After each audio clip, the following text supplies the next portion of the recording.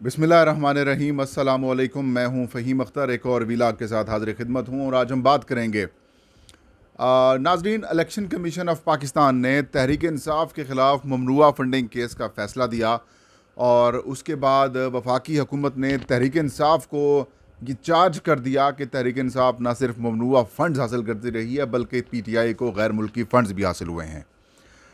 वफाकी हुकूमत ने ऐलान किया कि वो PTI के ऊपर पाबंदी लगवाने के लिए एक डिक्लेरेशन जो कि गज़ट नोटिफिकेशन के ज़रिए जारी होगा, वो फिर सुप्रीम कोर्ट ऑफ पाकिस्तान में पेश करेगी और इस हवाले से काम शुरू किया जा चुका है। वज़ीर कानून आज़म नज़ीर तारड़ की सरबराही में कमेटी भी तश्कील दी जा चुकी है जो अपना काम कर रही है। इस दौरान election commission of Pakistan Pakistan की सियासत के अंदर एक इंतहाई अहम और बड़ा फरीक बनकर सामने आया। PTI और इलेक्शन कमीशन ऑफ पाकिस्तान के दरमियान महाजराई काफ़ी ज़्यादा अरसे से चलती हुई आ रही है, इसको रिपीट करने की ज़रूरत नहीं है।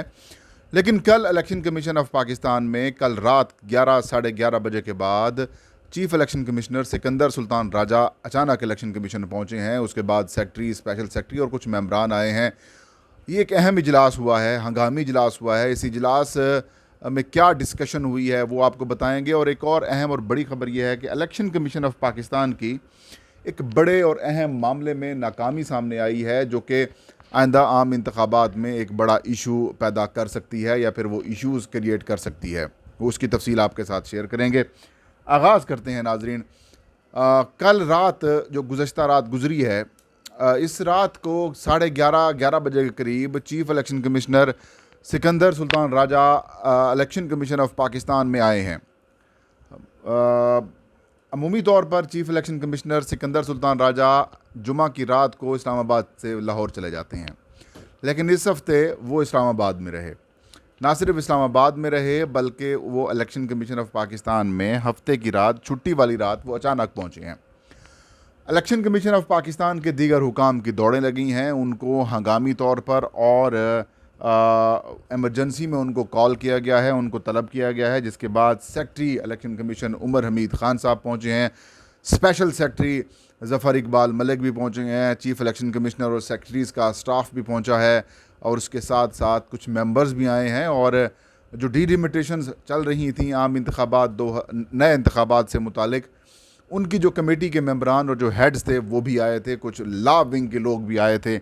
तो सब ने ये एज्यूम करना शुरू कर दिया कि PTI ममनुआ फंडिंग केस के जो रिकॉर्ड है उसके अंदर टेम्परिंग की जा रही है। किसी ने कहा कि जो FIA है, फेडरल इन्वेस्टिगेशन एजेंसी, उसके जो छापे चल रहे हैं तहरीक इंसाफ के लोगों के ख़िलाफ़ या फिर जो PTI के लोगों को जो तलबी की जा रही है, तो उसका वो रिकॉर्ड हासिल करने के लिए इलेक्शन कमीशन ऑफ पाकिस्तान में रात गए पहुँचे हैं।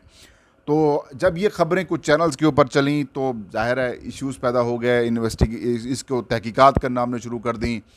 इंटरेस्टिंग मामला ये हुआ कि इलेक्शन कमीशन ऑफ पाकिस्तान के किसी भी जो स्पोक पर्सन या फिर जो तर्जमानी या फिर PR विंग को देखते हैं, उनके इल्म में ये चीज़ नहीं थी, ये उनको नोटिस में नहीं थी, उनको एक्चुअली इन्फॉर्म ही नहीं किया गया कि चीफ़ इलेक्शन कमिश्नर ने ये इजलास तलब किया है या फिर वो इस वक्त मौजूद हैं। और तो और कई लोगों को ये भी पता नहीं था कि चीफ़ इलेक्शन कमिश्नर इस्लामाबाद में है या फिर लाहौर में हैं। लेकिन जब इजलास ख़त्म हुआ तो उसके बाद मतलब तरह की तब तक TV चैनल्स के ऊपर भी, सोशल मीडिया के ऊपर भी, फवाद चौधरी साहब ने भी ट्वीट कर दिया और बड़े और लोगों ने भी ट्वीट करना शुरू कर दिया। कुछ लोग तो इलेक्शन कमीशन ऑफ पाकिस्तान के दफ्तर के बाहर भी पहुंच गए, लेकिन जिस किस्म की वो ख़बर ढूंढ रहे थे वैसी ख़बर मिली नहीं। मैंने रात को ट्वीट कर दिया था कि खोदा पहाड़ निकला चूहा वो भी मरा हुआ, क्योंकि इलेक्शन कमीशन ऑफ पाकिस्तान का इजलास ना तो FIA की किसी किस्म की दरख्वास्त के ऊपर हुआ, ना उनको रिकॉर्ड फराम किया गया और ना ही कोई तहरीक इंसाफ ममनुआ फंडिंग केस का जो रिकॉर्ड है उसे टेम्पर किया गया। पहली बात तो ये कि कोई रिकॉर्ड टेम्पर हो ही नहीं सकता, क्योंकि सारा वो रिकॉर्ड है जो तहरीक इंसाफ ने इलेक्शन कमीशन को जमा कराया है। तो मतलब उनकी जो कॉपी है, ओरिजिनल कॉपी, वो PTI के पास मौजूद होगी, लिहाजा इलेक्शन कमीशन उसको टेम्पर नहीं कर सकता। और अगर कोई गड़बड़ किसी और डॉक्यूमेंट्स में PTI इलेक्शन कमीशन करना भी चाहती है तो फिर वो होगा जो नादरा की तरफ से वेरिफिकेशन हुई है कि ये लोग पाकिस्तानी हैं और ये लोग पाकिस्तानी नहीं हैं, इनके पाकिस्तान में जो कह सकते हैं कि रिकॉर्ड डेटाबेस है उसके अंदर मौजूद नहीं है, लिहाजा इसको हम पाकिस्तानी डिक्लेयर नहीं कर सकते उसके अंदर। लेकिन वो भी नादरा से आप दोबारा कॉपी हासिल कर सकते हैं, वो शख्स भी हासिल कर सकता है जिसका नाम उसमें आया हुआ है, लिहाजा यहाँ पर भी मामला ख़त्म। FIA वाली तो कहानी है ही नहीं, क्योंकि इलेक्शन कमीशन ऑफ पाकिस्तान रात के अंधेरे में नहीं बल्कि दिन के उजाले में वो तमाम तर रिकॉर्ड, वो तमाम तर केस जो है वो वफाकी हुकूमत को रेफ़र कर चुका है, तो लिहाजा अब ये वाली कहानी भी नहीं बनती। तो मामला हुआ ये है कि इलेक्शन कमीशन ने नए इंतखाबात के लिए नाजरीन हल्का बंदियाँ की हुई हैं या मुकम्मल करके उनको अपलोड कर दिया है, जिसके बाद 2000 जिसके बाद नए इंतखाबात के हवाले से जो कानूनी रुकावटें हैं वो ख़त्म हो जाएंगी। बस एक कानूनी रुकावट है कि 25 अगस्त के बाद इलेक्शन कमीशन ने अपनी वोटर लिस्टें जो हैं वो ऑफिशियली जारी करनी है। अगर वोटर लिस्टें जारी हो जाएंगी तो उसके बाद नए इंतखाबात की राह हमवार हो जाएगी, या यूँ कहें कि कानूनी रुकावटें वो ख़त्म हो जाएंगी। तो डिलिमिटेशन कमेटी ने एक फ़ैसला किया था खैबर पख्तूनख्वा असम्बली के 2 हलकों से मुतालिक। वो फ़ैसला मिनोअन जो अपलोड है या फिर वो जो फॉर्म 7 उसका जारी हुआ है या फिर वो जो ऑफिशियल जो फहरिस्त जारी की गई है डिलिमिटेशन की या फिर हलकों की, उसके अंदर उसको उस तरह से पेश नहीं किया गया। ये मामला आगे जाकर इलेक्शन कमीशन के लिए नुकसानदेह साबित हो सकता था, तमाम हल्का बंदियाँ चैलेंज हो सकती थी, तो इलेक्शन कमीशन की तमाम तर जो एक्टिविटी थी वो ख़राब हो सकती थी।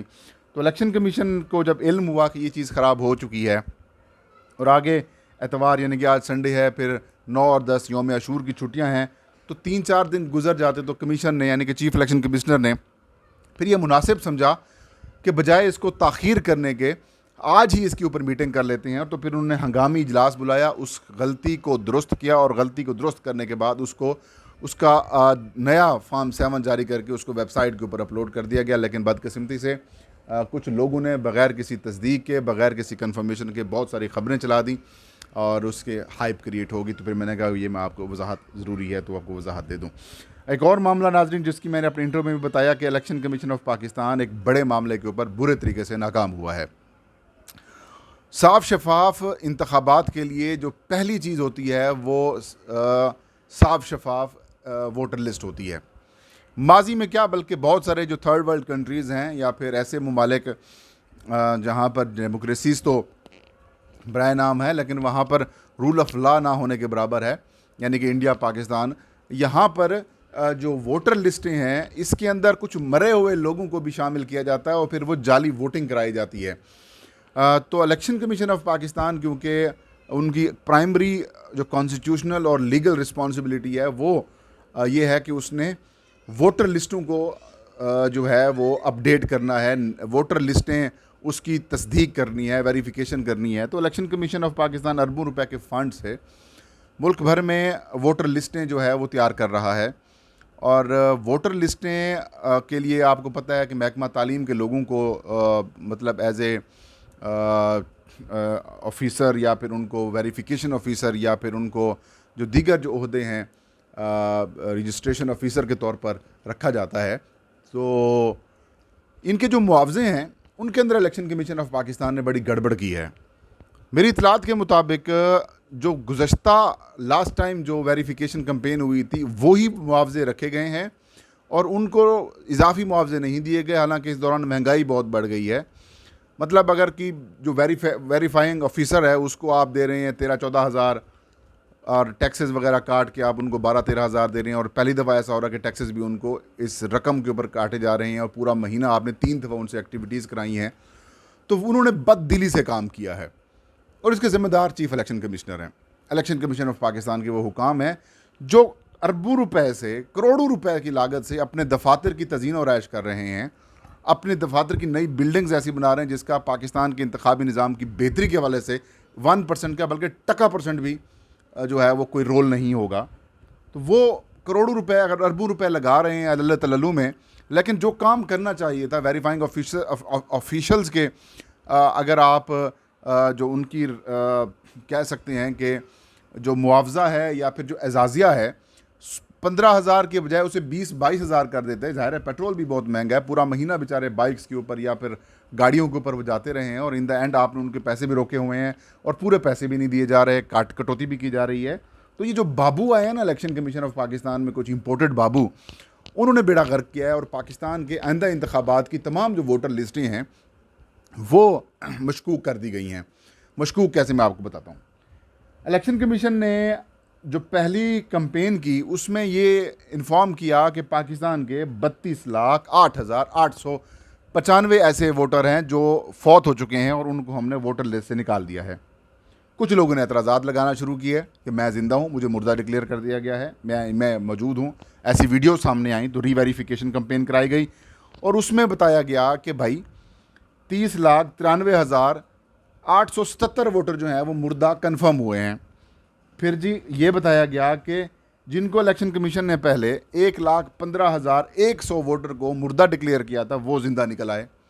और एक रात की कहानी है, डॉन टीवी के सीनियर रिपोर्टर हैं इस्लामाबाद के, बड़े अच्छे रिपोर्टर हैं, सुप्रीम कोर्ट ऑफ पाकिस्तान को कवर करते हैं, हसीब भट्टी साहब हमारे बहुत अच्छे दोस्त हैं, अल्लाह उन्हें सेहत तंदुरुस्ती और ज़िंदगी दे।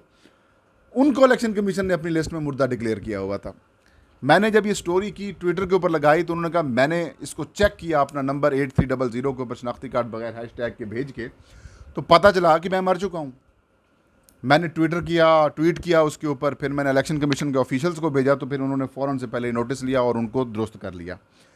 आप भी दुरुस्त चेक कर लें अपना शनाख्ती कार्ड नंबर 8300 के ऊपर भेज के, अगर कोई गलती आ रही है तो फिर 28 अगस्त से पहले आप या 25 अगस्त से पहले आप इसको दुरुस्त करवा सकते हैं। तो ये एक बड़ी गड़बड़ इलेक्शन कमीशन ऑफ पाकिस्तान की वोटर लिस्टों में, जिसके ज़िम्मेदार ट्रूली 110% चीफ इलेक्शन कमिश्नर, मेंबरान, सेक्रेटरी इलेक्शन कमीशन और जो बाकी ऑफिशियल्स हैं वो हैं, क्योंकि आपने उन वेरीफाइंग ऑफिशियल्स को वो रजिस्ट्रेशन ऑफिसर्स को रकम पूरी ना देकर आपने पाकिस्तान की वोटर लिस्टों को ख़राब कर दिया, तबाह कर दिया। ये थी आज की वीडियो। आपके फ़ीडबैक का इंतज़ार रहेगा, आप बहुत कम फ़ीडबैक देते हैं। और डिस्क्रिप्शन में हमारे एक फैमिली चैनल का लिंक भी मौजूद है, उसे सब्सक्राइब कीजिए। फ़हीम अख्तर को इजाज़त दीजिए। अल्लाह हम सब का हामी नासिर हो।